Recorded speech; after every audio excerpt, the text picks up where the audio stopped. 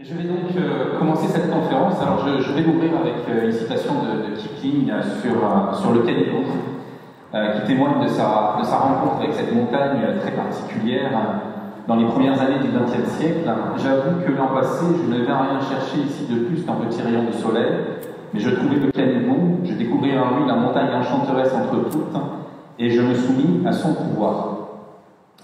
Alors pourquoi commencer par cette citation? Eh bien parce que le voyage que je vous propose à travers les Pyrénées orientales ce soir, c'est un voyage à travers les légions et les mystères des Pyrénées-Orientales, à travers ces lieux captivants, fascinants, qui ponctuent ce département. Alors c'est un voyage à travers l'histoire, c'est un voyage aussi à travers une géographie, et j'illustrerai mon propos par différentes images, différentes photos que j'ai pu faire au cours de mes périples à travers les Pyrénées-Orientales, aussi bien en montagne que dans les plaines. Et je voulais ouvrir aussi cette conférence avec une autre citation qui me semble très importante, celle d'Horace Chauvet dans le folklore catalan, la légende de Roussillon.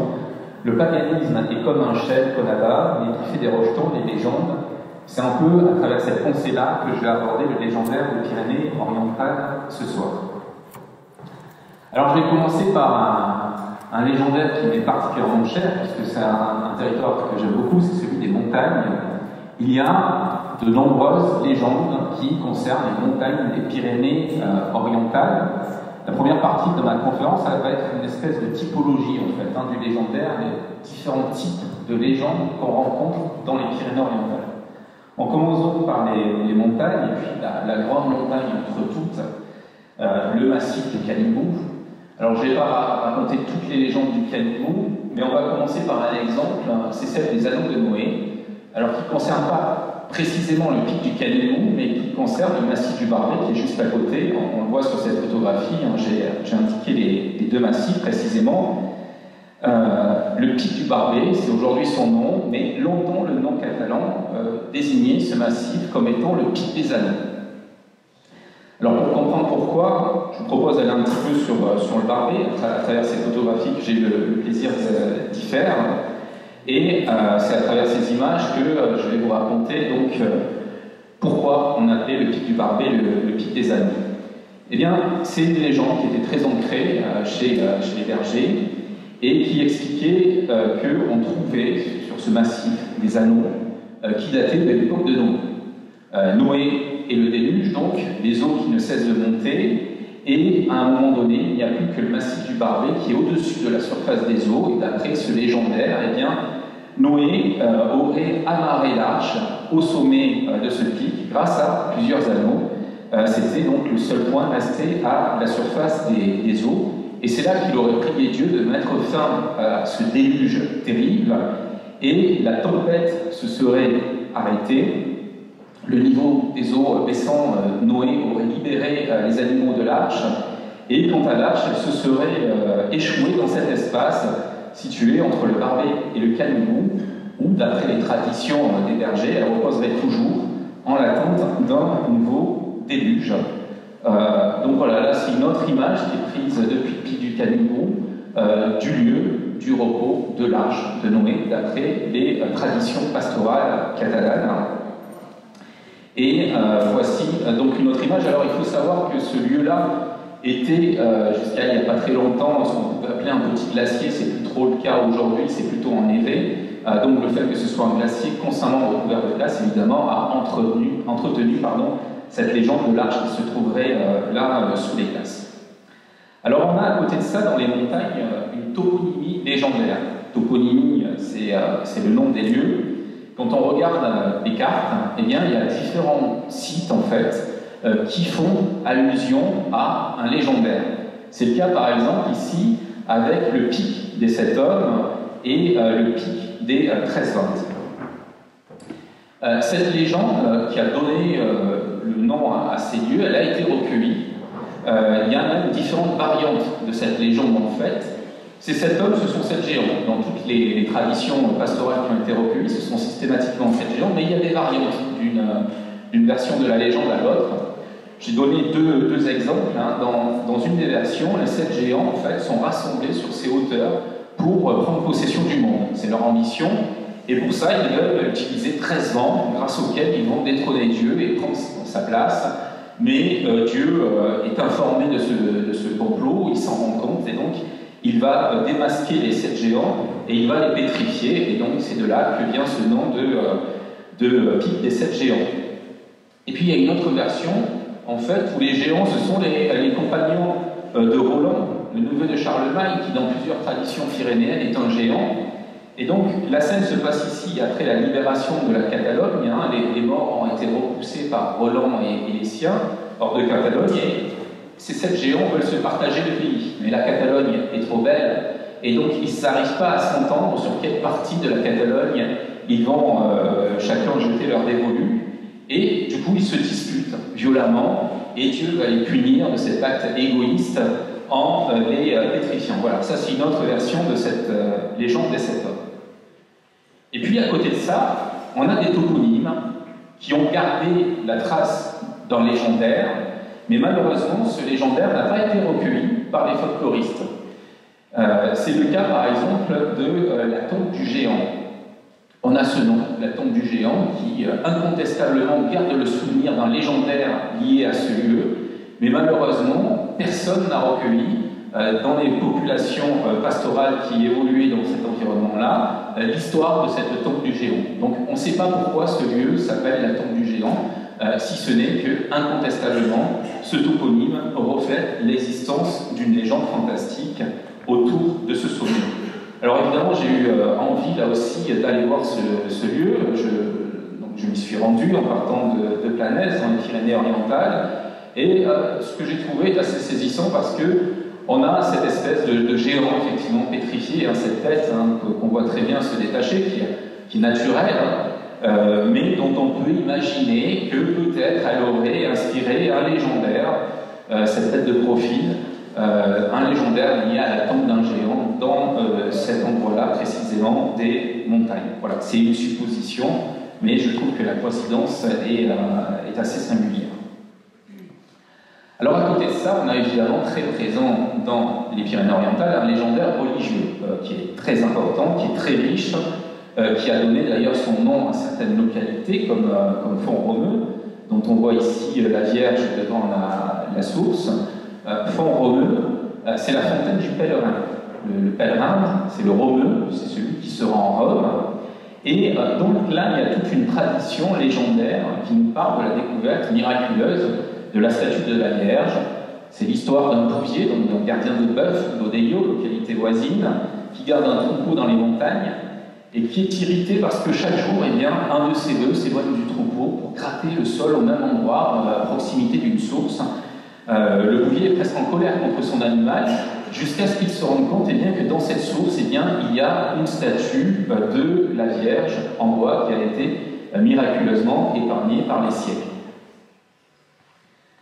Alors un autre exemple du légendaire religieux, c'est Notre-Dame de Penne, près de Case-de-Penne. Donc, en voici une vue romantique.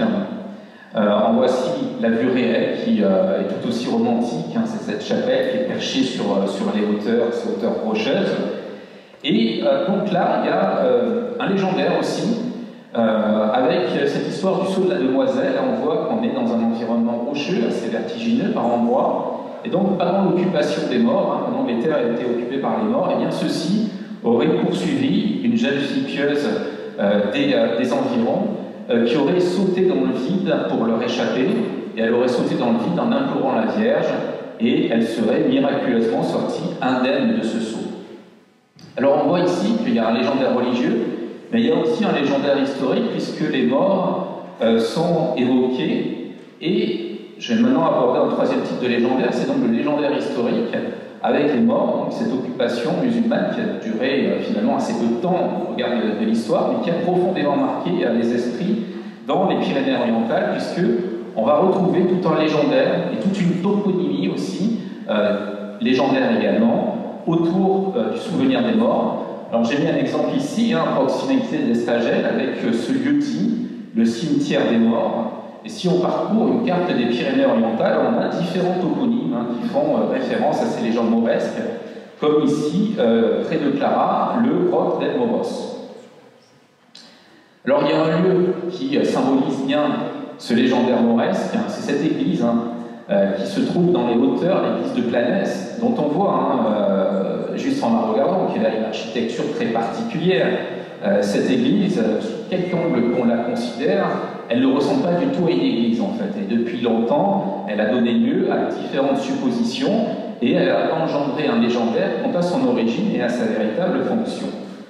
Quand on parcourt la littérature pyrénéenne, on voit qu'elle a attiré l'attention de plusieurs auteurs, comme Cerveny et Méling, dans leur voyage pittoresque dans les Pyrénées françaises, puisque tous deux évoquent les traditions qui entourent l'église de Planès. Je donne ici une citation de cet ouvrage. La tradition conservée parmi les habitants veut que ce soit une ancienne mosquée et qu'il ait été construit par les morts, autrefois établi dans cette partie de la Cerdagne.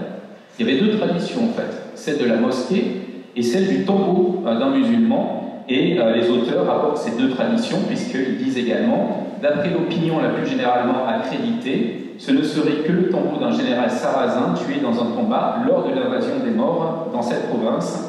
Il est certain que sa construction indique clairement l'origine et l'architecture arabe. Alors Mérimée qui est venu dans les Pyrénées orientales et qui m'a révélé certains aspects cachés, eh bien Mérimée s'est intéressé à cette église de Planès dans les années 1830. Il écrit à l'un de ses correspondants: on m'a souvent parlé d'un monument très ancien situé dans la montagne au sud-ouest de Perpignan. C'est suivant les uns une mosquée, suivant les autres une église des Templiers. Enfin, on m'a dit aussi que c'était une masure tellement ruinée qu'il était presque impossible de déterminer l'époque de sa construction. Quoi qu'il en soit, cela vaut bien une excursion à cheval de 3 ou 4 jours.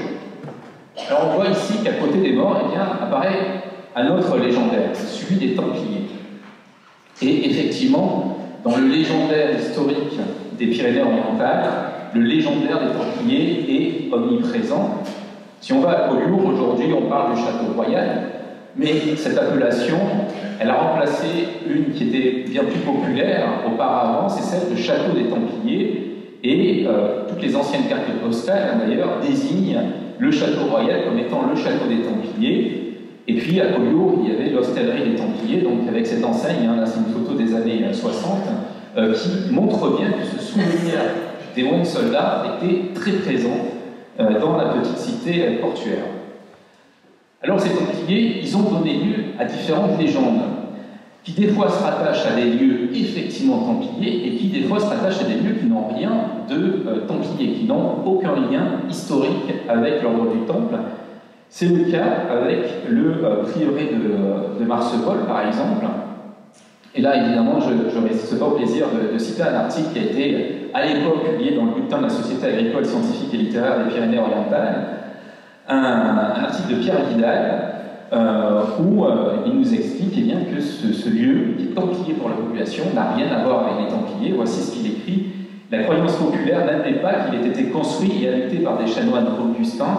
Elle place ici, comme dans presque tous nos anciens bâtiments religieux, les sympathiques chevaliers du Temple, dont le souvenir est resté si vivace parmi les populations rurales du Roussillon.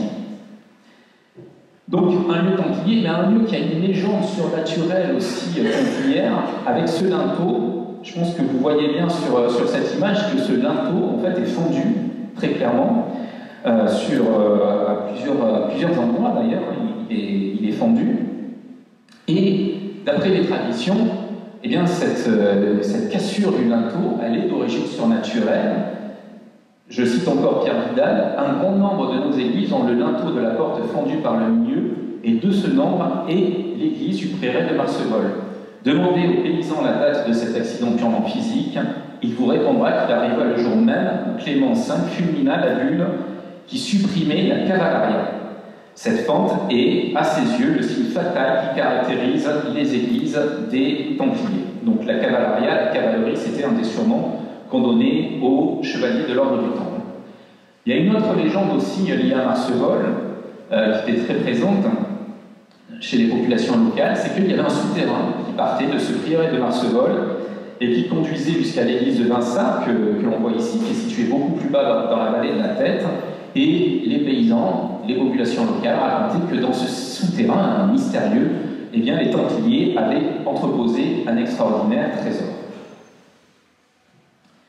Autre exemple, vers les Bains, dont le légendaire Templier, lui, est aujourd'hui tombé complètement dans l'oubli, mais on en trouve la trace, notamment dans ce roman, le monastère du Calibou, qui est un roman gothique, en fait, d'Émilie Milon-Jounel, qui date de 1823, qui est vraiment dans la veine des romans gothiques de l'époque, où les Pyrénées ont une allure terrifiante. Eh bien, dans ce monastère du Mont Calibou, l'auteur fait référence à des traditions templières liées à Vernay. Les Bains, donc, l'église du Vernay est située près d'une vieille tour que l'on dit avoir appartenu à un chapitre des Templiers. Et on lit encore cette même histoire de pierre fendue, sauf que là c'est le jour de la mort de Jacques de Molay. C'est une croyance populaire que la plus grosse pierre de la tour se fendit d'elle-même avec un horrible fracas au moment précis où le grand maître Molay expira au milieu des flammes. Et il y a même une histoire de tombeau templier qui aurait été retrouvé à Vernay. On dit encore qu'il n'y a pas plus d'un siècle, un cultivateur découvrit, sur le chemin de la fontaine de Saint-Jean, un cercueil de granit contenant le corps d'un chevalier revêtu de son armure que l'on pense avoir appartenu à l'ordre des Templiers. Alors, dernier exemple de ce légendaire Templier que je voulais évoquer, c'est celui-ci, c'est les ruines de l'abbaye de Sainte-Marie de Jaux, qui est sur la route du col de Jaux. Donc, quand on part de Prades, c'est le côté Pyrénées-Orientales. Il y a ces ruines d'un corps de fer. Alors, si on a la curiosité de pénétrer à l'intérieur et de franchir les rideaux de Rance, on trouve des éléments d'origine du bâtiment religieux qui survivent là encore au milieu des décombres. Ce sont ces pierres ouvragées. Et là aussi, eh bien, la tradition locale expliquait que ce lieu était templier. On a là un autre article, un critique, qui dit qu'il n'y a absolument aucun lien entre ce lieu et l'ordre du temps, mais il y avait tout un légendaire, et notamment le fait qu'on aurait trouvé 6 squelettes, et puis 6 crânes de Templiers dans cette abbaye en ruine, et que c'était donc les squelettes de Templiers qui avaient été exécutés lors de la traque des Templiers. Donc voilà, là on voit qu'on a un légendaire Templier qui est très ancré dans le paysage des Pyrénées-Orientales. Et je profite de ce lieu, de cette station sur notre voyage, pour cette petite anecdote en fait symbolique, qui est pour moi une vertu symbolique, c'est que dans les chartes, ce lieu apparaît comme le monastérum des Januarum, et certains ont reconnu le nom du dieu romain Janus derrière ce nom, Januarum. Donc le col de Jaux, en fait, ça serait le col de Janus, peut-être en souvenir d'un ancien temple au dieu romain à double face. Et ce dieu à double face, évidemment, pour moi, il colle bien à cette conférence qui veut montrer l'autre face des Pyrénées-Orientales, cette face cachée dont Janus garde la clé. Alors, on disait le col de Jaux, oui, parce que c'est vrai qu'il y a des lieux atmosphériques, quand on va dans le massif du Marne, on parle beaucoup des forêts enchantées, forêts de Brocéliande, etc. Mais voilà le type d'arbres qu'on rencontre dans ces forêts qui ont quelque chose de tout à fait enchanteur et qui nous entraînent à rêver à un autre monde et à d'autres réalités. Et c'est comme ça que petit à petit, on glisse vers les légendes surnaturelles qui sont très présentes.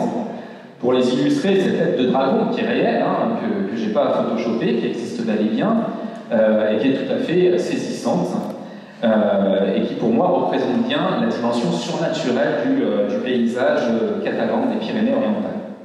Alors il y a plusieurs types de légendes surnaturelles dans les Pyrénées-Orientales. Un type très présent, c'est les sorcières, la peur des sorcières, très présente.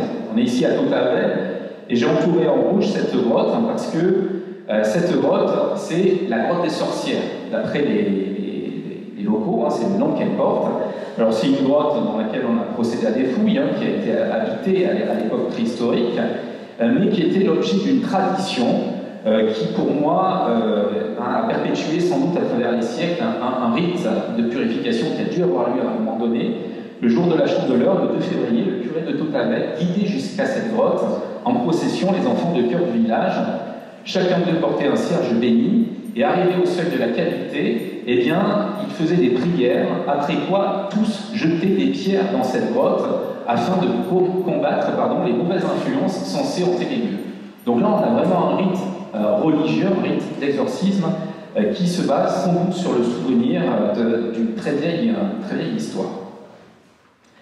Quand on parcourt les Pyrénées-Orientales, on se rend compte que cette peur des sorcières elle a laissé des traces dans l'architecture aussi. Là, on va se rendre à Boulterner avec les effets sorcières. Donc les effets sorcières, ce sont notamment ces pierres de l'os qui sont dressées sur certaines toitures, et il y a un exemple qui est vraiment magnifique à Witterner. Ces pierres, elles servaient à repousser le mal, à repousser les sorcières des habitations, puisque la croyance populaire voulait que les sorcières cherchent à s'introduire dans les habitations pour y répandre le mal ou enlever les enfants. Et toujours à Witterner, on a cet exemple aussi qui est très saisissant, également de corps de sorcières. Donc c'est ces accroches qui sont disposées de part et d'autre de cette cheminée, avec la même fonction. Le but, c'est de déchirer ou d'accrocher les robes des sorcières qui se rendent au sabbat, et de les retenir là jusqu'à l'aube et l'apparition du soleil et de l'aube, et donc l'exorcisme du mal et le terrassement de la sorcière. Si l'on observe bien, eh bien, dans différents villages des Pyrénées-Orientales, on peut observer ce genre de dispositif. À Castelnau, on a un autre type de dispositif qui est également visible d'ailleurs à Witterner, c'est le carreau peint. C'est-à-dire que tous ces symboles qui sont peints sur les tuiles plates sont des symboles magiques qui sont destinés à chasser les sorcières, à les empêcher de pénétrer dans l'habitation. Je reviendrai sur ces symboles un peu plus tard. Alors évidemment, les Pyrénées-Orientales n'ont pas échappé aux légendes de fantômes. Je vais donner un exemple avec le château de Paracol, qui est voisin de Monich-les-Pins et qui a son histoire de spectre. Alors, le château de Paracol, il est disposé sur des hauteurs rocheuses au-dessus d'un ravin qui a son importance dans son légendaire. J'ai mis ici 2 vues anciennes de ces ruines. Alors l'histoire c'est quoi? C'est l'histoire du seigneur de Paracol, Guillaume Bernard de Paracol, qui épouse la fille d'une certaine Guilhelma, qui serait descendante du roi de Grenade et qui était surnommée la devineresse. Tous deux ont un enfant, mais Guillaume Bernard de Paracol n'est pas fidèle, et la fille de Guilhelma s'en rend compte, et elle est tellement affectée par cette découverte qu'elle va mourir de chagrin. Guillaume Bernard de Paracol, lui, eh bien, continue sa vie, il épouse une autre femme, il a donc un autre mariage, d'où va naître un fils et une fille. Et à ce moment-là, Guilhelma, elle va prononcer une malédiction et elle va prédire que cette lignée des Paracol va disparaître. Elle va partir et puis elle va revenir sous une nouvelle identité auprès du châtelain de Paracol et elle va se faire engager comme servante. Elle a un but, c'est de mettre fin au bonheur du seigneur de Paracol, et donc elle va empoisonner son fils. Évidemment, les habitants du château vont s'en rendre compte, et Guilhelma va être enfermée dans un tonneau qui va être jeté par-dessus les remparts dans le gouffre, qui depuis s'appelle le gouffre de la Servante. Mais avant ça, elle avait réussi à comploter pour que le château soit pris par les Espagnols, et donc elle a réussi à assouvir sa vengeance. Le fils du châtelain est mort et le château est détruit. Et depuis, d'après la légende, un fantôme blanc errerait sur les remparts du château. Alors il y a des lieux comme ça qui restent assez connus, et puis quand on traverse ce département, ce qui me fascine, c'est qu'il y a plein d'histoires comme ça, qu'on arrive à exhumer du passé, et l'une des découvertes que j'ai trouvées le plus fascinantes, c'est celle-ci, c'est la malédiction d'Arlette. En fait, Arlette, c'est cette petite ferme en ruine complètement isolée que l'on voit sur ces images, que j'avais découvert lors d'une randonnée, et c'est quelques temps après que j'ai découvert, en faisant des recherches, qu'il y avait des traditions, des légendes concernant cette ferme. Alors cette légende, en fait, je l'ai trouvée dans la revue catalane, sous la plume de l'abbé Jules Cornouvols, qui était le curé de Thuès, et qui, en 1911, eh bien, avait visité cette ferme, sauf qu'à ce moment-là, cette ferme était prospère, il y avait du blé autour, elle était cultivée, il y avait des habitants, et le temps d'une averse, il se réfugie dans cette ferme, on lui offre une omelette, et c'est là que un des convives lui raconte la légende de ce lieu, légende terrible, liée à un certain Charigal, puisque aujourd'hui il n'y a plus que cette ruine, mais à l'époque de Charigal, il y avait tout un village. Et dans ce village, cet habitant, Charigal, passait pour être un sorcier. Chez lui, sur sa cheminée, il y avait des flacons verts, des têtes de mort, des lézards empaillés, etc. Et puis surtout, on le voyait tous les jeudis soirs partir dans les montagnes pour le sabbat des sorcières, et plusieurs habitantes du village garantissaient d'avoir vu revenir au petit matin, au chant du coq, sous la forme d'un chat gris avec des yeux luisants comme des chandelles, qui rentrait dans le village et passer par le petit trou de serrure de la porte de la maison de Charigaï pour regagner donc son domicile. Alors, les habitants, évidemment, de ce village mettent en garde contre ces pratiques, mais Charigaï n'écoute pas, et lors d'une messe de minuit, eh bien, il va se livrer à une cérémonie tout à fait diabolique, et quand les habitants reviennent de la messe, eh bien, ils le voient au milieu d'une sarabande de diablotins et de chats complètement ébouriffés qui tournent autour d'une grande marmite. Et puis, le problème, c'est que le lendemain, les habitants sont saisis de fièvre, la plupart ne peuvent pas se lever, les enfants commencent à mourir, et il y a cette description insaisissante que je lis. Alors désespérés, ceux qui restaient se levèrent et à demi nus comme des fantômes se mirent à galoper qui du côté de Lugolsk, qui vers Konat, qui vers Urbania. Il y a même cette description qui est d'un fantastique absolu. Dévorés par la fièvre et épuisés par leur folle course à travers les genêts, lui, ensorcelé, parurent un beau matin au tournant du sentier. Toutes noires sur la blancheur immense de la neige, sous prothèses ratatinée, leurs pauvres silhouettes maigres grelottées sous la brise cruelle. Et puis, bam, ils tombèrent à terre en battant l'air de leurs bras. Un vol de corbeaux s'abattit sur ces cadavres, et le soir même, les habitants de Jobania regardaient en frissonnant de peur leurs blancs ossements qui luisaient sous les rayons de la lune. Le lendemain, on les enterra à Sainte-Job, et il n'y a pas bien longtemps, la pioche d'un paysan trouvé dans un champ en contrebas d'une ferme, 8 squelettes, chacun dans un cercueil en ardoise. Et toujours la tradition racontée à l'abbaye Cornonvol raconte que cette ferme d'Arlette a été reconstruite sur les ruines de la demeure de Charigaï, qui a donc causé tout ce désastre dans ce petit village tranquille. Autre type de légende, donc on va aller du côté de Prats-Zemoyo. Alors évidemment, je pourrais évoquer cette curieuse côte de cétacés qui est prise à l'entrée de l'église, dans le mur, qui elle aussi participe d'un légendaire, mais je vais plutôt évoquer un autre légendaire concernant le Val-Espire, c'est les cygnotes. Alors les cygnotes, en voici des représentations sur les murs de l'église Saint-Sauveur d'Arles-sur-Tech et sur des fresques de l'abbaye Sainte-Marie d'Arles-sur-Tech. Ce sont des créatures qui varient selon les recensions, qui ont l'air de chats, de singes, en fait des créatures qui viennent s'en prendre aux habitants du Val-Espire et qui ont laissé un profond souvenir, puisqu'on a encore une rue des cygnotes à Arles-sur-Tech avec la représentation d'un cygnote en train d'attraper un enfant. Alors ce récit, il est très lié aux légendaires religieux des reliques d'Adon et Sénène, donc qui sont vénérés à Arles-sur-Tech, puisque c'est l'arrivée de ces reliques qui aurait mis fin à cette terreur des cygnotes dans cette vallée du Val-Espire. Et on retrouve du coup dans la narration de la translation de ces reliques, au XIIIe, donc c'est un document qui daterait du XIIIe, XIVe siècle, dont on possède une copie plus tardive du XVIIe siècle, qui nous parle de ces cygnotes et qui nous dit que de jour comme de nuit apparaissent des bêtes sauvages vivant dans les bois, ayant la forme de chats et même de singes, ainsi que beaucoup d'autres espèces de bêtes vivant dans les bois. Ne craignant pas les hommes, elles pénétraient dans les localités de la dite vallée et enlevaient les enfants au berceau, puis les étouffer et même les dévorer et les manger, comble de terreur et d'horreur pour tous. Alors cette légende, on en rappelle une autre, qui est donc une autre tradition, qui est à cheval entre le surnaturel et autre chose, toujours dans les vallées du Val-Espire, ce sont les fêtes de l'ours. 3 fêtes de l'ours sont conservées aujourd'hui, dont celle d'Amélie-les-Bains, où l'ours a clairement l'allure d'un ours, on le voit ici. Donc l'histoire d'un village à l'autre a des variantes, le rite a des variantes, mais on retrouve des points communs. L'ours, il vient dans le village pour enlever la jeune femme. Donc, on a ici une image qui représente ça. Il y a des gens qui vont contrer l'ours, notamment des religieux. Pas que. Et puis, on a quand même, quand on regarde ces fêtes, tout un rite assez symbolique avec la présence du noir et la présence de ces personnages en blanc qui sont assez mystérieux, qui sont omniprésents dans les fêtes de l'ours et qui vont finir, eux, par capturer l'ours.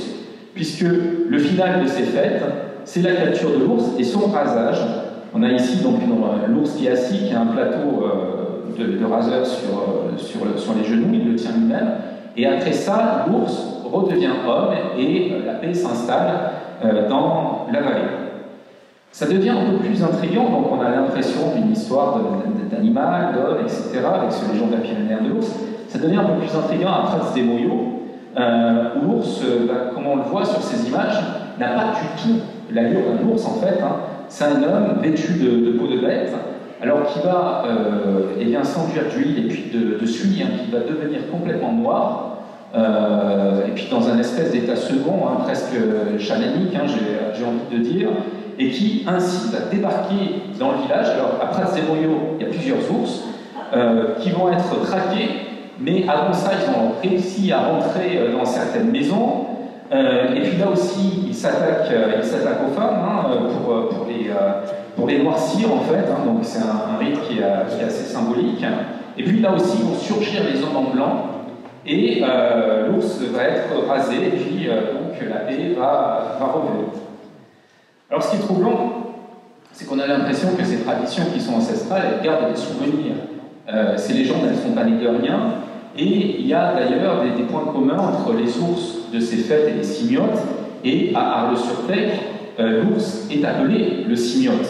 Donc, de quoi est-ce qu'on se rappelle à travers ces traditions, à travers ce légendaire? Est-ce qu'on se rappelle d'hommes sauvages qui auraient agressé les autochtones à un moment donné? C'est vrai qu'on est tenté de rapprocher ce légendaire des cygnotes et de l'ours de la tradition de l'homme sauvage qui est très présente dans les Pyrénées. Là, je donne un exemple de photo. Alors, on m'excusera, la photo, je ne l'ai pas prise dans les Pyrénées-Orientales puisque je l'ai prise à Saint-Bertrand de Comminges. Mais on voit cet homme sauvage donc, sculpté dans un mobilier religieux, reconnaissable à ses poils. Il y en a qui sont plus velus, donc c'est les velus qui vivaient dans la forêt, qui vivaient dans les montagnes et qui sont attestés par tout le légendaire pyrénéen. Alors pour expliquer ça, il y a plusieurs écoles. Il y a l'hypothèse mythiste, hein, qui considère que c'est un mythe à part entière, uniquement un mythe. Et puis il y a des hypothèses plus audacieuses et qui, moi, me parlent, qui supposent qu'il y aurait pu avoir des néandertaliens qui auraient survécu un certain temps dans les montagnes. Alors, évidemment, c'est pas prouvé, évidemment, c'est juste une hypothèse, mais je trouve que c'est une hypothèse intéressante et qui ouvre des perspectives. En tout cas, rien de certain, mais voilà, comme tous les mystères, ça questionne. Et ce qui est certain, c'est que toutes ces traditions, elles ont toutes une origine très ancienne, et que quoi qu'il en soit, quelles que soient les réponses qu'on apporte aux questions qu'elles soulèvent, eh bien, elles nous permettent de remonter le temps et de découvrir une histoire inconnue des Pyrénées-Orientales. Et c'est ce que je vais essayer d'aborder dans la seconde partie de ma conférence. Alors, oui, toutes ces traditions, toutes ces pratiques, y compris ces pratiques magiques, elles ne sont pas nées de rien, et on a vraiment un fil rouge qui traverse les siècles. C'est le cas notamment avec ces caropins, hein, qui sont présents à Castelnau et dans beaucoup de villages des Pyrénées-Orientales, et notamment à Dotavel. Jean Abelané s'était intéressé à cette question, et pour lui, il était certain que certains de ces motifs venaient de très loin dans le temps, et que c'était la permanence de très anciens symboles solaires destinés à conjurer l'obscurité, de très anciens symboles qui remontaient pour certains à la préhistoire. Alors c'est vrai que, voilà, mettez-vous bien en tête ce symbole solaire. Je reviendrai sur les roches gravées parce que c'est un sujet qui m'a intéressé et qui pour moi est un vecteur de cette histoire fantastique et inconnue des Pyrénées-Orientales. Eh bien c'est vrai que ce type de motif, on le retrouve déjà sur de nombreuses roches gravées à des époques reculées. Donc là je donne différents exemples de ces motifs solaires que j'ai pu photographier sur des roches. Alors, de siècle en siècle, oui, là ça tient lieu de l'anecdote, mais je pense que les bergers, notamment, hein, à travers les traditions pastorales, ont hérité de quelque chose de très ancien, et je voulais incarner ça à travers un exemple visuel. C'est dans cette aubry qui est perdue hein, quelque part dans les Pyrénées-Orientales. C'est le seul que j'ai trouvé avec une porte, puisque la plupart des portes ont disparu. Celui-ci avait encore gardé sa porte, et sur sa porte, eh bien, j'ai eu la surprise de découvrir cette gravure au couteau, faite jadis par un berger. Et ce qui m'a frappé, c'était que c'est exactement le style des gravures linéaires préhistoriques. Donc j'avais l'impression qu'il y avait quelque chose qui s'était perpétué. Je ne sais pas si vous le voyez bien sur l'image, mais il y a une main qui est dessinée avec des doigts exactement comme sur les gravures d'époque préhistorique, qui tient un carré, et peut-être un objet, je ne sais pas. En tout cas, voilà, pour moi, ça incarne la traversée du temps, le fait que ces populations locales ont gardé des souvenirs très anciens et des traditions très anciennes. Et donc ma partie 2, cette seconde partie sur l'histoire cachée à travers le légendaire fantastique, elle va plus particulièrement porter sur l'effet la Vierge et la grande déesse oubliée. Puisqu'il y a un légendaire surnaturel que je n'ai pas abordé dans cette première partie, qui pourtant est fondamental et essentiel dans les Pyrénées-Orientales, c'est le légendaire féerique.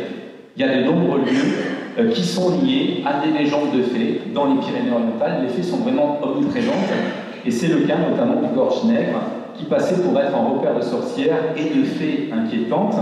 En voici une photo un peu plus approchée. Voici une autre image donc là, que j'ai prise depuis le Gorge-Nègre, qui est connu pour ses eaux noires. C'est pour ça qu'il passe aussi pour être un repère de sorcières. On voit bien le côté noir des eaux. C'est Dieu qui aurait voulu que ces eaux soient noires par rapport aux sorcières qui habitaient ce lieu. Et pour l'anecdote, c'est le lieu d'inspiration de l'opéra catalan, la Fada. Donc pour dire que voilà, ces lieux sont très inspirants et gardent un légendaire qui a traversé les siècles et qui ressurgit à différentes périodes, notamment à travers des œuvres artistiques, dont celle-ci. Alors plus précisément, je vais vous parler des faits du Lanus. Donc le Lanus, c'est ce lac que là j'ai photographié donc, quand il est encore sous la glace et sous la neige. En voici une autre image. Et ce lac, donc il faut savoir que son niveau est légèrement monté au XXe siècle, puisqu'on a construit un barrage qui a monté le niveau des eaux, et jadis il y avait une île au milieu de ce lac du Lanus. Aujourd'hui, elle est complètement immergée. Et il y avait une légende qui évoquait les fées vivant sur cette île.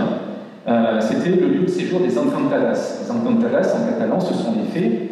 Et il y a toute une toponymie féerique autour de ce lac du Lanus, puisqu'il y a le Red de les Encantades, donc le ruisseau des fées.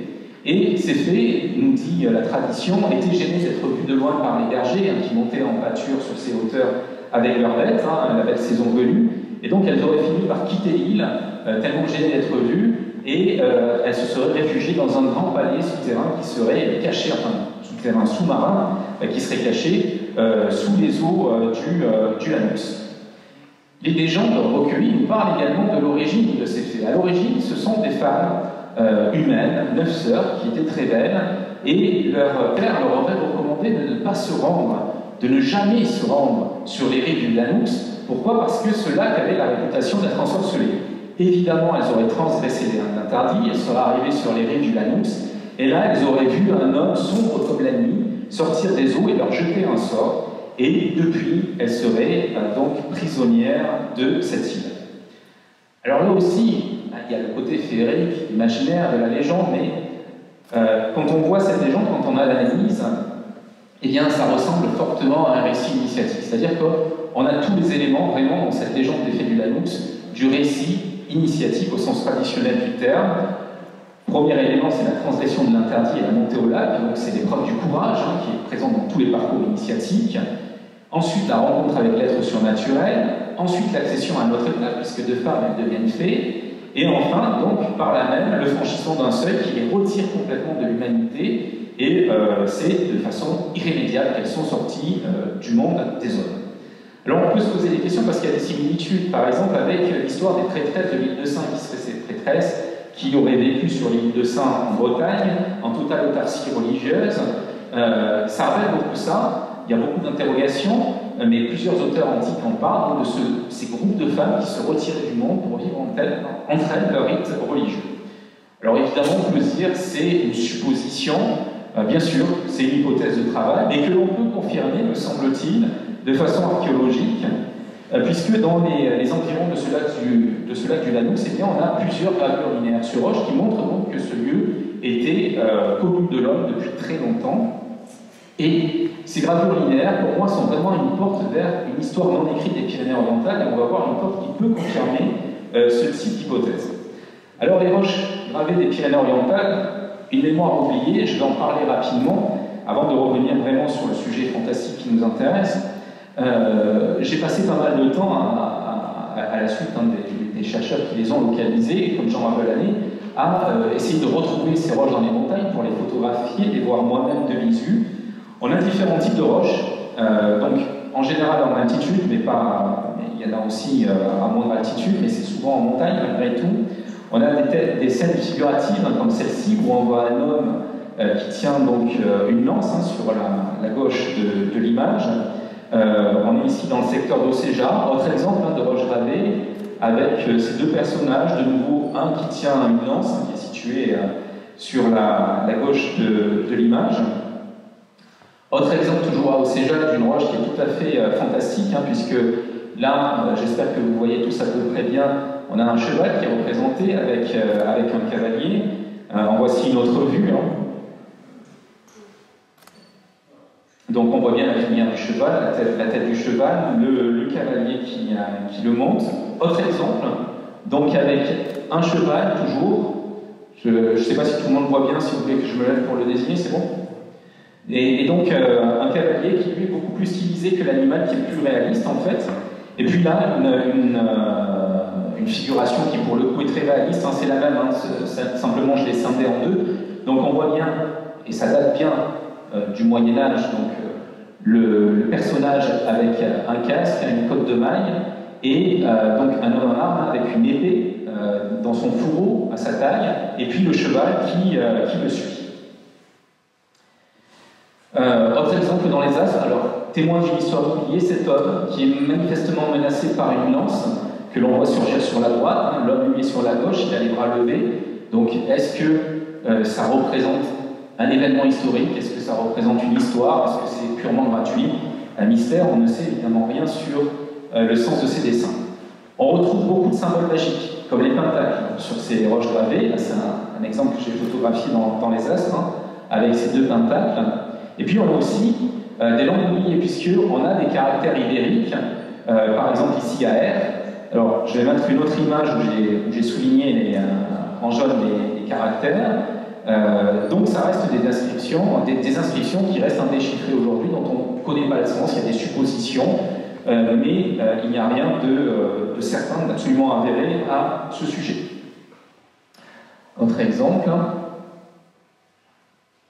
Et puis, voilà, on a aussi ce type de figuration qui semble révéler des croyances oubliées, puisque au cours de mes investigations, j'ai trouvé ce personnage qui est tout à fait étonnant, qui est clairement une créature surnaturelle, mais quoi, qui, on ne sait pas. Donc ces roches, elles avaient aussi de croyances et de religions oubliées et disparues. Autre exemple, alors qui est gravé sur un rocher, ce sont ces deux personnages côte à côte, manifestement un homme et une femme, très stylisés, avec un seul pied, ce qui est très étrange, hein, comme on voit sur le dessin qui est situé à droite. Alors il faut savoir que c'est des figures qui sont très fines, hein, c'est à peine incisé dans la roche, donc c'est extrêmement difficile à voir, il faut vraiment un bon éclairage. Là, je l'ai pris sous un autre angle de vue, avec une lumière un petit peu rasante, on voit que ça fait ressortir les différents traits. Les archéologues interprètent ce rocher comme la figuration d'un homme et d'une femme qui pourrait renvoyer à des rites de fécondité. Bon, c'est évidemment, on est dans le domaine de l'archéologie, mais on est évidemment dans l'hypothèse et dans le non certain.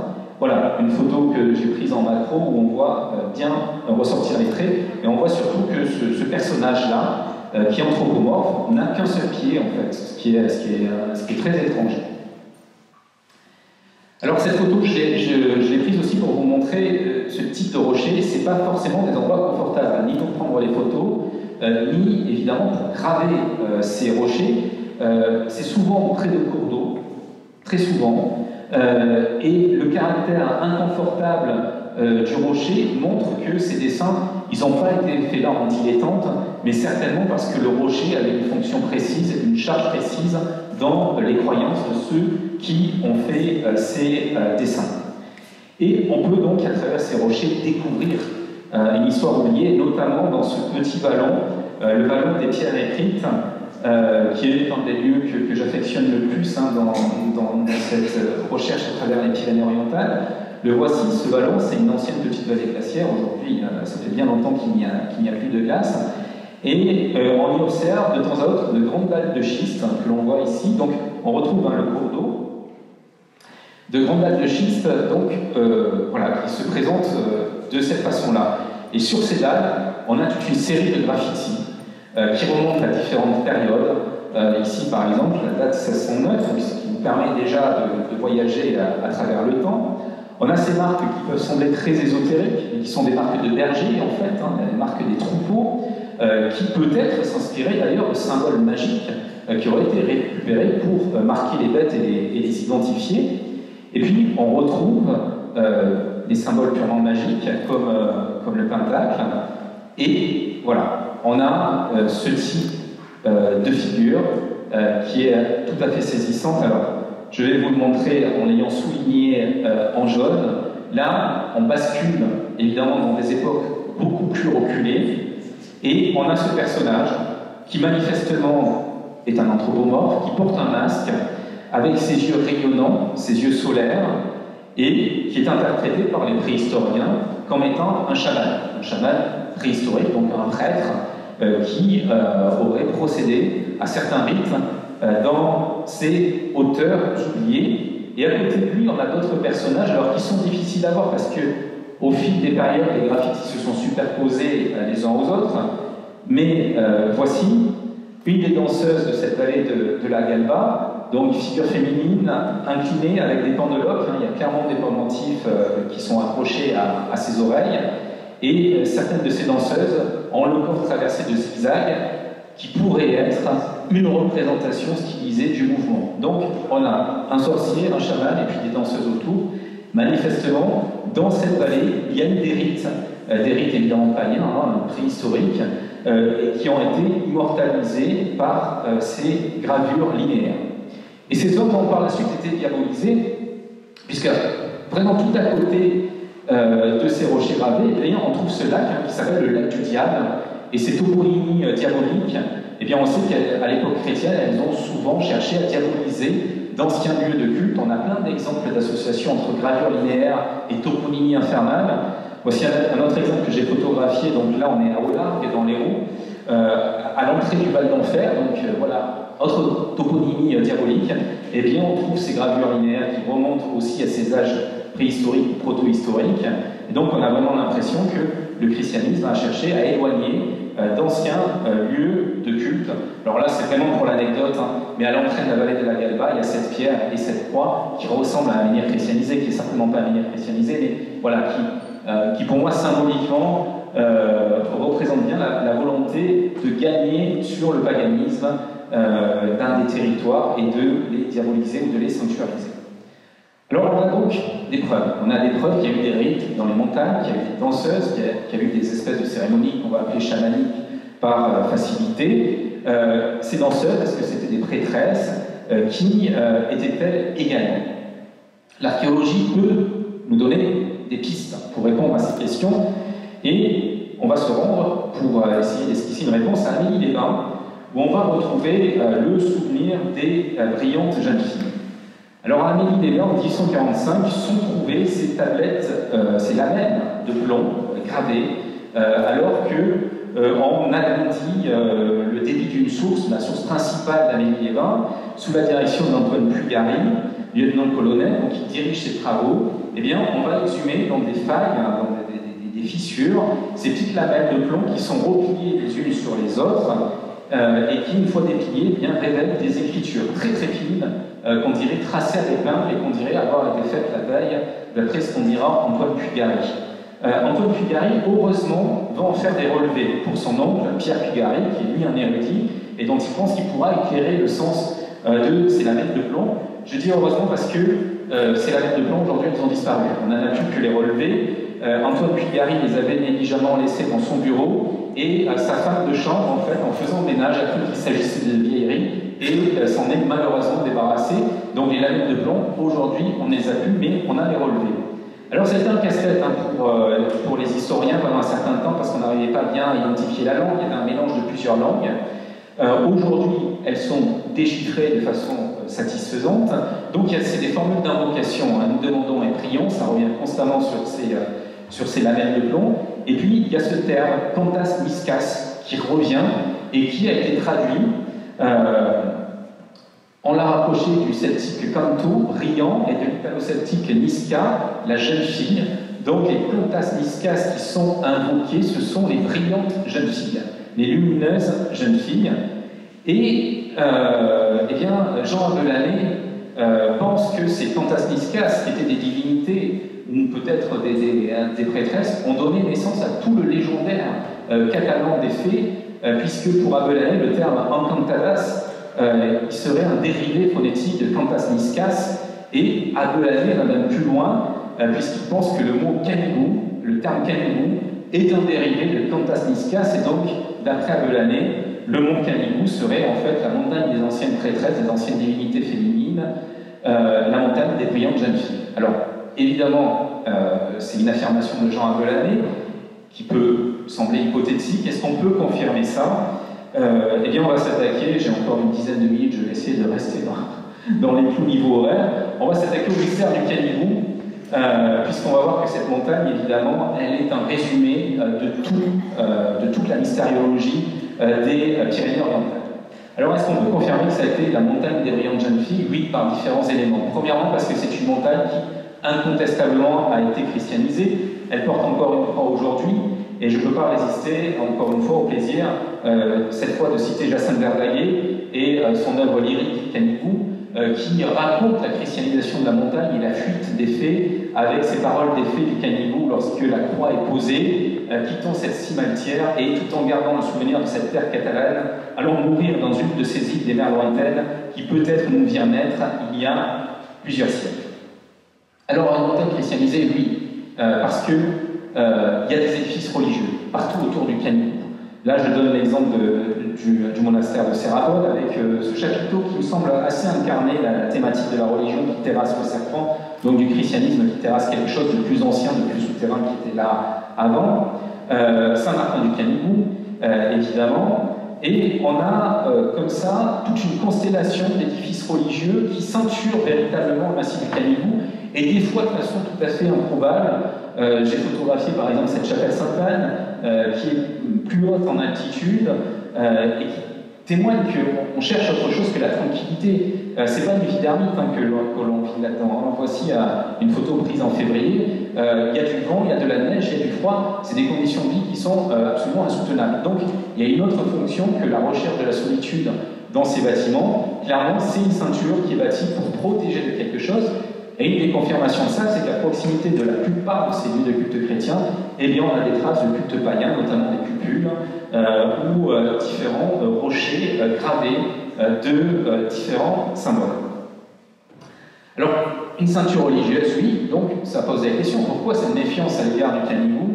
Eh bien, incontestablement, parce qu'il y a eu d'anciens cultes païens sur cette montagne, et ça, on en a la trace, notamment dans cet ouvrage donc, du XVIe siècle de Père Anton Luther, qui nous parle du Canigou, montagne célèbre et de mauvaise réputation de par le monde à cause du lac qui s'y trouve, où se concentraient tous les arts de voyance, de sortilège et d'enchantement, comme en fait mention, entre autres, Saint Jérôme lui-même dans sa préface au Saint Livre de la Loi. Il appelle à l'incantation espagnole les sortilèges merveilleux de l'art magique, d'après ce qu'Erasme affirme avec plus de détails. Donc là, on a un élément très intéressant, c'est-à-dire qu'il y a le Canigou, il y a le lac du Canigou, et autour de ce lac, eh bien, il y a des rites magiques qui sont réalisés. Le lac du Canigou, le voici, donc lorsqu'il est enneigé, une autre vue. Donc c'est ce qu'on appelle aujourd'hui les Espagnols. Hein. Et voici une autre photo que j'ai prise, que je n'ai pas retouchée, donc, et qui, à mon sens, incarne bien l'atmosphère qui peut régner dans ce lieu, notamment à la tombée de la nuit. Alors, il y a tout un tas de légendes sur le Canigou, outre ces traditions qui parlent de rites autour du lac. La plus ancienne conservée, c'est celle de Gervais de Tilbury au XIIIe siècle, dans les divertissements pour un empereur, et plus particulièrement dans la troisième partie de ce livre, donc le livre des merveilles du monde, qui est consacré aux légendes et traditions folkloristes.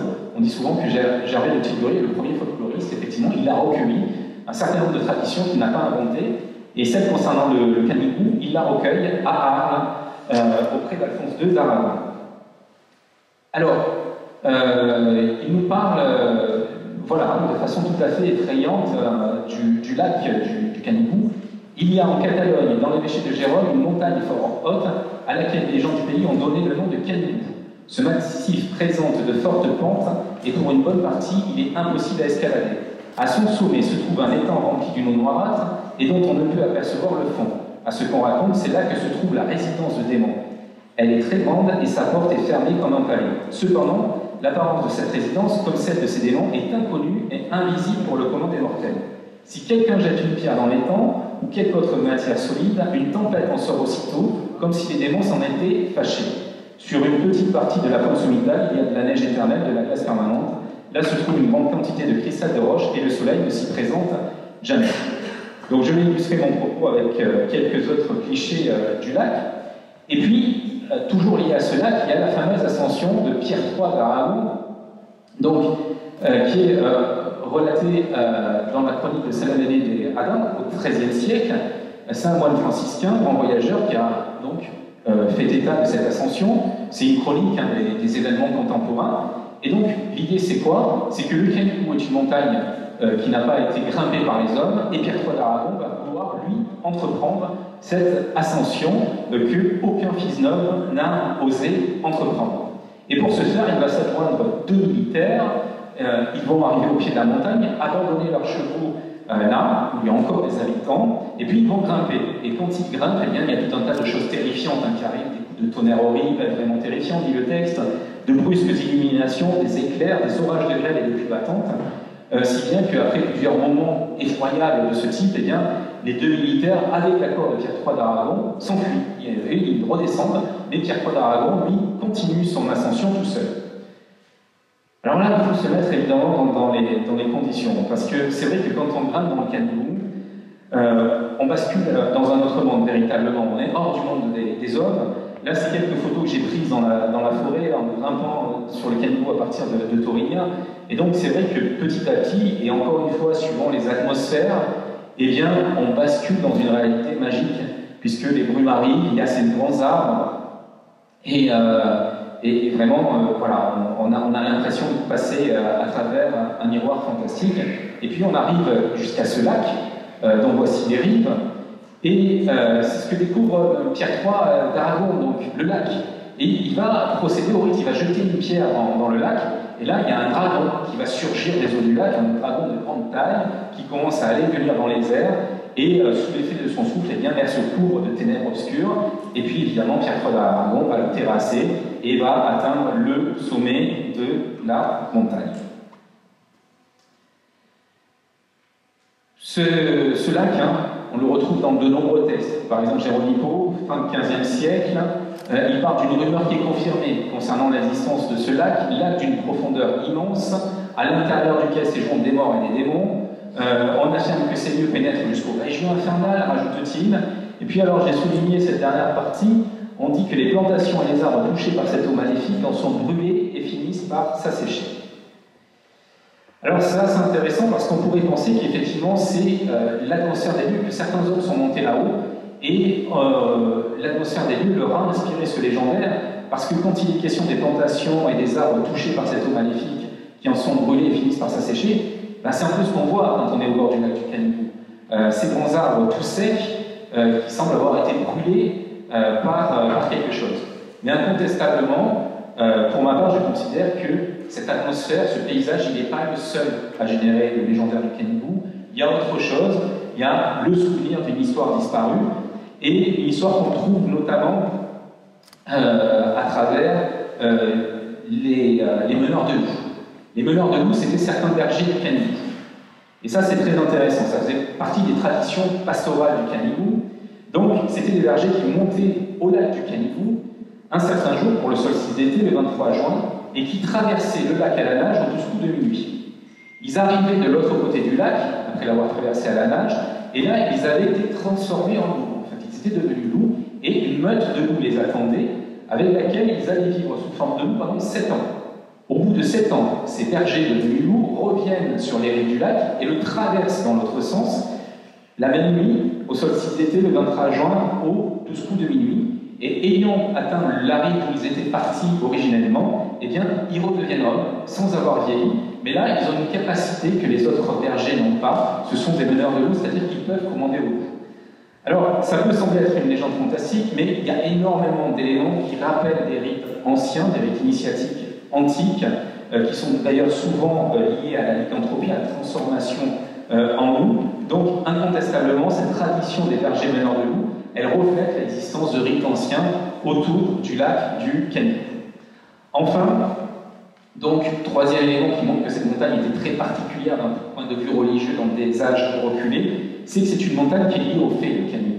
Incontestablement. Il y a tout un légendaire, là encore chez les bergers, liée aux tuniques des fées, c'est-à-dire ce sont ces robes étincelantes, celles des brillantes jeunes filles, que les fées abandonnaient sur les rochers pour les faire sécher, et que les bergers essayaient de dérober parce que ces tuniques, qui étaient tissées d'une manière très particulière, étaient censées apporter la postérité.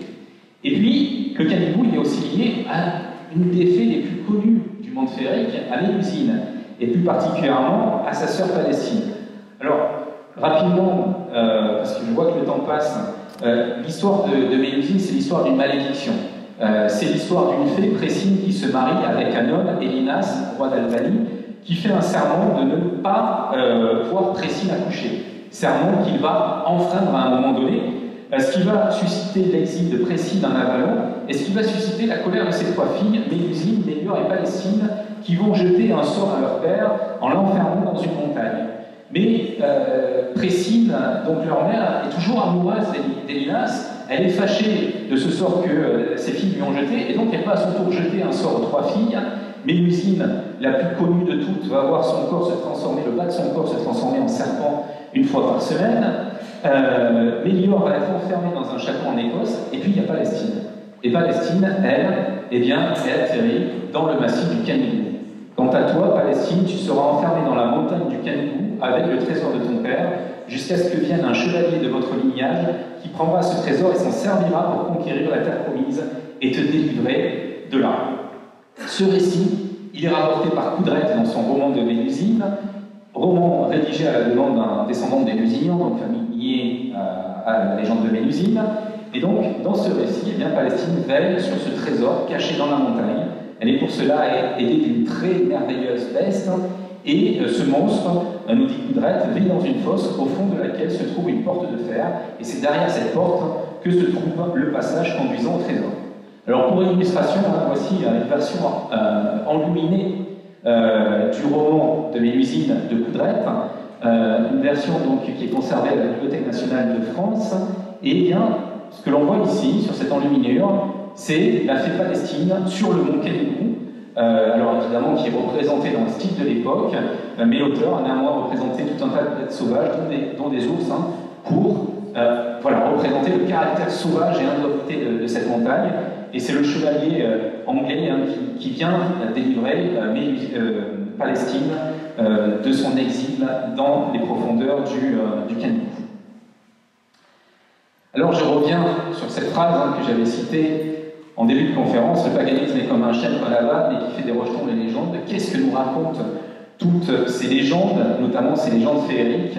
On a l'impression qu'il y avait une déesse ici, une divinité féminine qui a été vénérée dans des âges très anciens et qui par la suite aurait inspiré tout ce légendaire féerique. Je vais me dépêcher parce que on a atteint l'heure de conférence. Cette déesse, incontestablement, je pense que c'est Pyrène, évidemment. Pyrène, la déesse oubliée. Alors, je ne vais pas rentrer dans les détails parce que Pyrène, évidemment, mériterait d'être l'objet d'une conférence à elle seule. Mais dans les grandes lignes, on trouve différentes allusions à Pyrène. Une des plus anciennes, la plus ancienne, c'est chez Silius Italicus, dans Sepulchra, qui est un texte sur la Seconde Guerre punique, qui a été écrit au 1er siècle. Et donc, il nous parle d'Hercule dans ce texte-là. Alors, je ne vais pas avoir le temps de lire tout le passage, mais pour résumer, Hercule se rend dans notre région, ici, il rencontre le roi des Débris, il tombe amoureux de sa fille, Pyrène, Pyrène qu'il va violer, d'après les textes les plus anciens, il va la déshonorer, et il va s'enfuir ensuite. Alors, les versions plus récentes épurent la chose, puisque Pyrène est consentante dans des versions plus récentes de ce mythe, et Pyrène reste seule, horrifiée, elle donne naissance à un serpent. Et elle est tellement horrifiée et honteuse qu'elle veut cacher ça à son père, elle prend la fuite, elle part dans les montagnes, et là, dans les montagnes, elle se confronte aux animaux sauvages qui se jettent sur elle, qui la dénombrent complètement, la dévorent. Et Hercule, lui, est finalement pris de remords, il revient sur ses pas pour retrouver Pyrène, il finit par la retrouver agonisante et démembrée dans les montagnes, et là, il va rassembler les restes de son corps, et il va lui créer un tombeau, et ce tombeau, eh bien, c'est le tombeau de Pyrène, et ça va donner son nom à la chaîne des Pyrénées, où reposerait donc la princesse Pyrène. On a des traces de cette Pyrène, qui aurait été une divinité pyrénéenne, chez plusieurs auteurs, et notamment chez Strabon, qui nous parle d'un sanctuaire de Vénus Pyrène, qui serait situé sur la côte catalane. Pline l'Ancien nous parle également de ce sanctuaire de Pyrénées, de Vénus Pyrène, puisque lui est romain, donc il parle pas d'Aphrodite, il parle de Vénus. Alors évidemment, on est là face à une ligne historique qui a suscité, notamment au sein de certains membres de la Société agricole et littéraire des Pyrénées-Orientales, un intérêt marqué, qui est toujours d'actualité. On a essayé de retrouver ces lieux antiques dédiés à Vénus et à Vénus Pyrène, et il y a eu plusieurs hypothèses. Par exemple, le port Vendre, c'est le Portus Veneris, le port de Vénus. Donc on a cherché dans ce périmètre le fameux temple de Pyrène, de Vénus Pyrène. Ce sont des interrogations qui, pour beaucoup, sont encore sans réponse. Comme je dis dans le cadre de cette conférence, c'est un sujet complexe, je n'ai malheureusement pas le temps de rentrer dans les détails, mais il y a une certitude, c'est que tous ces textes, ils gardent la trace d'une divinité oubliée, et on pourrait même dire d'une divinité effacée. D'abord par Vénus, puisque c'est un procédé chez les Romains, quand ils arrivaient sur des territoires indigènes, d'associer les divinités autochtones à leur propre panthéon. Et là, en l'occurrence, Pyrène est associée à Vénus, et ça permettait au fil du temps de remplacer le culte autochtone par le culte romain, puisque progressivement, seule Vénus persiste et Pyrène, elle est oubliée. Puis, évidemment, le christianisme en a certainement remis une couche pour effacer le souvenir de cette divinité. On aurait peut-être, malgré tout, retrouvé une représentation de cette Pyrène. Cette représentation, elle se trouvait jadis dans l'église d'O, et elle est aujourd'hui présentée au musée des Augustins à Toulouse. C'est la pierre d'O, donc qui est cette pierre de facture très archaïque qui était conservée dans l'église d'O, où on voit une femme archaïque avec un serpent qui sort de son sexe, comme dans la légende de Pyrène, et ce serpent vient s'allaiter à l'un de ses seins. Voilà, une vue un peu plus rapprochée. Alors évidemment, on pourra dire que c'est une représentation de la luxure. J'ai fait pas mal d'églises à travers la France pour retrouver des représentations de la luxure. C'est vrai qu'on a des serpents qui mordent de façon agressive le sein de femme, mais jamais ces serpents ne sortent du sexe de la femme. Ce sont des représentations qui sont très standardisées, on va dire. La pierre d'O, vraiment, est unique, et très certainement, c'est un élément païen qui a été récupéré au sein de cette petite église, et sans doute interprété comme une représentation de la luxure, ce qu'elle n'était probablement pas. Alors évidemment, ça pose la question, comment une œuvre païenne peut se retrouver dans une église chrétienne? Eh bien, ça arrive très souvent, et ça arrive très souvent, notamment dans les Pyrénées-Orientales. Là, je donne un exemple, c'est l'église d'Ur, qui présente alors un baptistère tout à fait saisissant, un baptistère qui n'a rien de chrétien. Voilà, je l'ai photographié sous différents angles, c'est l'église Saint-Martin à Ur, et on voit que ces motifs, on retrouve le serpent, on retrouve ces visages archaïques. Clairement, cette œuvre n'est pas chrétienne, elle est païenne, mais elle a été réemployée comme baptistère, autre exemple de motif sur ce baptistère, dans cette petite église de montagne.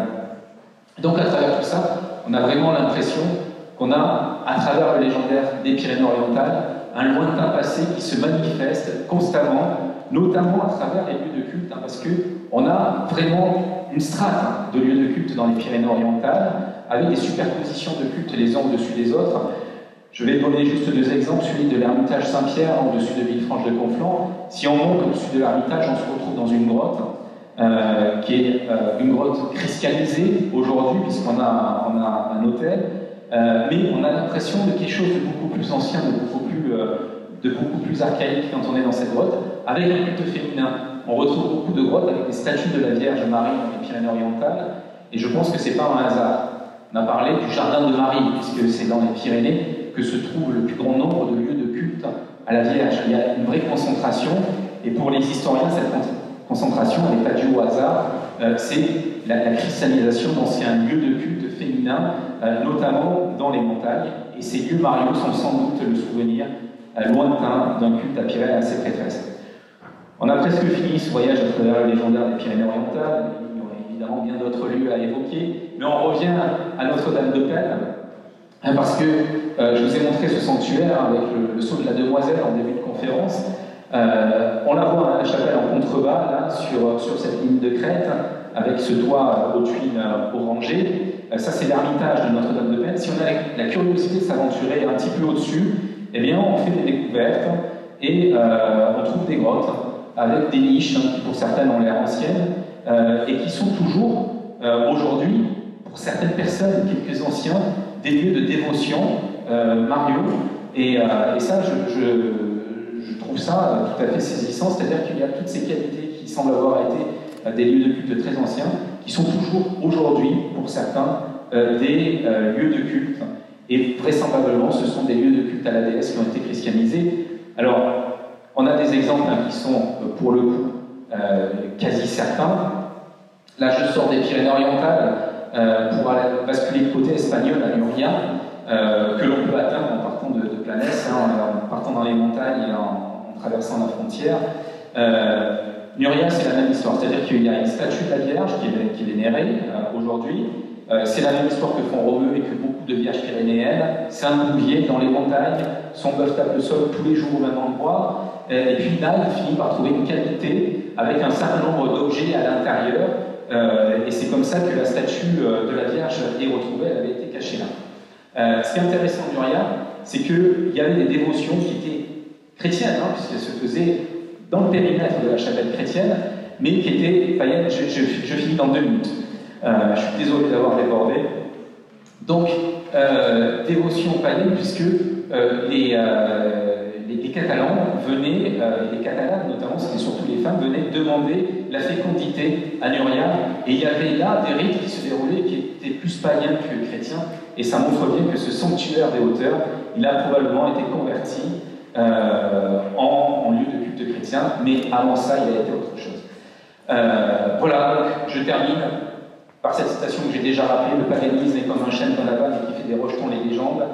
Ces légendes, pour moi, elles sont la voie vers une histoire oubliée des Pyrénées-Orientales, et c'est en cela qu'il est essentiel de les préserver, de les entretenir, parce qu'elles témoignent de quelque chose, elles témoignent de la riche histoire de ces terres que je trouve, pour ma part, particulièrement saisissante et magique.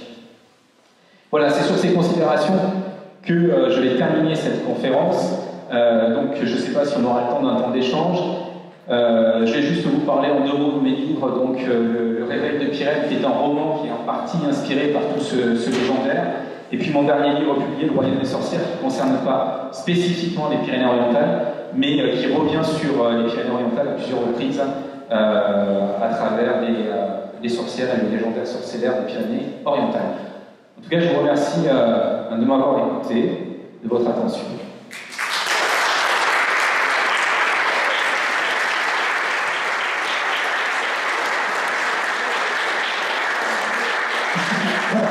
Merci infiniment à M. Bouler pour sa passionnante conférence. C'est toujours difficile de devoir demander aux gens d'arrêter. On l'écouterait pendant des heures, mais on est obligé d'arrêter un jour. Avez-vous des questions? Monsieur, là-bas, des questions, Clarisse?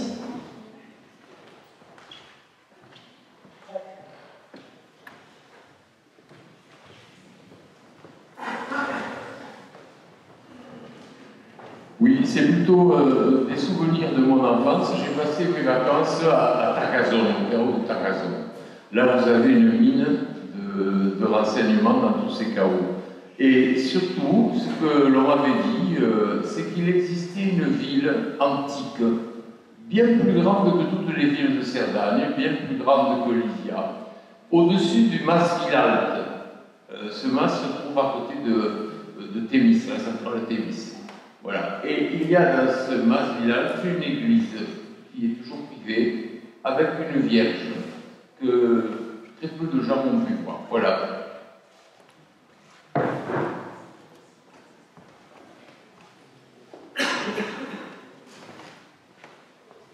C'était une remarque simplement. On n'appelle pas de réponse, non? Non, si vous avez quelque chose. Avez-vous d'autres questions?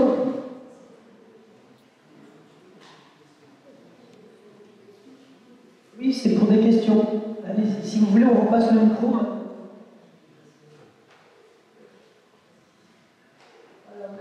votre brillante conférence. Alors, ce qui m'a intéressé, c'est les graffitis figuratifs. Est-ce que vous avez fait un parallèle avec ce qu'on a trouvé au Mont Bégaud?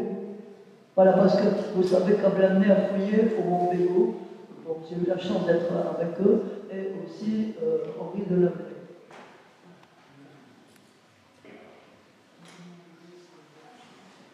Oui, le Mont Bégaud, c'est la vallée des merveilles. Alors oui, il y a certainement des parallèles à faire, et notamment chronologiques, hein, puisqu'on retrouve au Mont Bégaud aussi la superposition de différentes époques. Dans un cas comme dans l'autre, on a manifestement référence à d'anciens rites. Il y a des motifs qu'on ne retrouve pas ici, des motifs du Mont Bégaud, des types de piquetage que je n'ai pas revus ici, hein, par exemple, mais ça participe de la même chose. Et puis surtout, il y a cette stratigraphie, c'est-à-dire qu'au Mont Bégaud, on a des graffitis effectivement très anciens, préhistoriques, et puis on en trouve de plus récents, comme dans les Pyrénées catalanes. Mais la concentration, par contre, est moins importante. C'est-à-dire que le Mont Bégaud, il y a une énorme concentration de graffitis, hein, sur un périmètre donné. Ce qu'on peut observer ici, c'est beaucoup plus ponctuel. Il y a quelques concentrations, mais qui ne sont pas de l'envergure du Mont Bégaud. Je dirais que la grande différence, c'est ça. Et puis, il n'y a pas le même type de gravure piquetée qu'on retrouve beaucoup au Mont Bégaud. Allô, oui, voilà, je voulais juste rajouter une toute petite chose au sujet des pierres gravées. Nous organisons, la SASL organisera au cours du mois d'octobre et du mois de novembre des journées d'études qui se tiendront en partie en Cerdagne. Le programme sera sur notre site internet. Pour le moment, on est en cours encore de l'établissement du programme. Et notamment, alors, un des spécialistes de ce sujet, Pierre Permajo, qui a beaucoup travaillé sur ça en Cerdagne et qui a fait un relevé, interviendra au cours de ces journées d'études. Et donc, je pense que ça sera un autre moment d'échange sur ce sujet auquel vous pourrez participer. En tout cas, on espère vous avoir nombreux lors de ces journées d'études.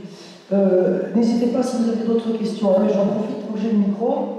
Pour dire que donc vraiment on était très heureux de vous avoir, vraiment c'était tout à fait passionnant, et ce qui m'a attiré particulièrement mon attention, c'est que vous avez vraiment exhumé beaucoup finalement de vieux bulletins de notre société, mais d'autres choses aussi, enfin des choses qui parfois dorment comme ça, mais qui aujourd'hui sont de plus en plus numérisées, parce que c'est ce patrimoine, grâce finalement à l'intelligence des bibliothèques et des archives publiques, sont très souvent numérisées. Et en fait, c'est une chose de les numériser, mais une autre chose est de les étudier, et on est content d'avoir des gens comme M. Doumergue pour faire vivre ce patrimoine, parce que finalement tout ça, ça dort dans les clouds, dans les disques durs, dans les bibliothèques autrefois, et ces données, ces observations qui ont été faites au cours du 19e siècle, du début du 20e siècle, jusqu'à nos jours, dorment, mais finalement, on a besoin de gens pour les faire vivre. Voilà. Donc, je vous propose, si vous voulez, d'acquérir ou les ouvrages de Christian Doumergue qui sont en vente ici auprès de lui. Et également, nous avons préparé plusieurs numéros de nos bulletins, de nos derniers bulletins, le bulletin de la Société agricole, scientifique et littéraire des Pyrénées-Orientales, donc qui sont disponibles ici. Et évidemment, nous avons besoin de votre soutien pour continuer à donner des conférences aussi intéressantes que celle-ci. Notre bulletin d'adhésion est disponible auprès de notre secrétaire général qui vous a distribué des programmes de notre agenda culturel. Si vous n'en avez pas, n'hésitez pas à lui demander, il nous en reste. Voilà, donc on a besoin de votre soutien, on sera très content si vous adhérez, et l'adhésion donne le droit à 50% en moins sur tous nos anciens bulletins. Alors, notre prochaine activité, notre prochain événement, c'est donc le 3 août. Donc c'est exceptionnel, c'est une journée, une après-midi à Ix-sur-Tête, en évocation de Prosper Mérimée, puisque à 16h30, donc, nous vous donnons rendez-vous place d'Angram, le 3 août, c'est un mardi, il me semble, pour donc commencer un parcours théâtralisé en costume traditionnel avec l'association Le Temps du Costume sillonné, pour évoquer l'époque de Prosper Mérimée, l'époque romantique à I. Et ensuite, à 16h30, donc une conférence de Madame Requena, notre secrétaire général, notre spécialiste de Prosper Mérimée, sur également les dernières découvertes des études mériméennes sur le passage de Prosper Mérimée en Roussillon. Voilà. Donc avant de vous laisser, je vous dis une petite chose qu'on n'a pas dite, mais M. Doumergue, dans son roman Les Réveils de Pyrène, parle très longuement de cet endroit, de l'Hôtel Pams, et de ses peintures. Donc c'est pour ça, si ça vous intéresse d'approfondir ça, je vous invite à lire son livre, à l'acheter. Et peut-être juste deux tout petits mots sur ces peintures, peut-être avant de nous quitter. Oui, alors sur ces peintures, évidemment, outre le côté esthétique, très, très harmonieux, que moi je trouve absolument magnifique, dans le roman Le Réveil de Pirel, c'était évidemment le côté esthétique qui a attiré mes personnages ici, mais c'est aussi le côté vénusien, puisqu'on retrouve un Vénus sur différentes peintures, notamment dans le grand escalier, et puis la statue qui est dans le patio, qui est une Vénus et qui donc occupe un rôle important dans l'intrigue de mon roman, avec tout un codage qui a été imaginé, évidemment. Voilà, mais c'était ce symbole-là, puisque Vénus a laissé un souvenir dans cette partie des Pyrénées-Orientales, et on a ces résurgences artistiques à la belle époque qui témoignent de ce passé ancien. Voilà, c'était dans ce sens-là aussi que j'évoquais l'hôtel Homs. Alors, avant de quitter, donc au nom de la SASL, je vais remettre à M. Couvert un modeste présent, un vin du Roussillon.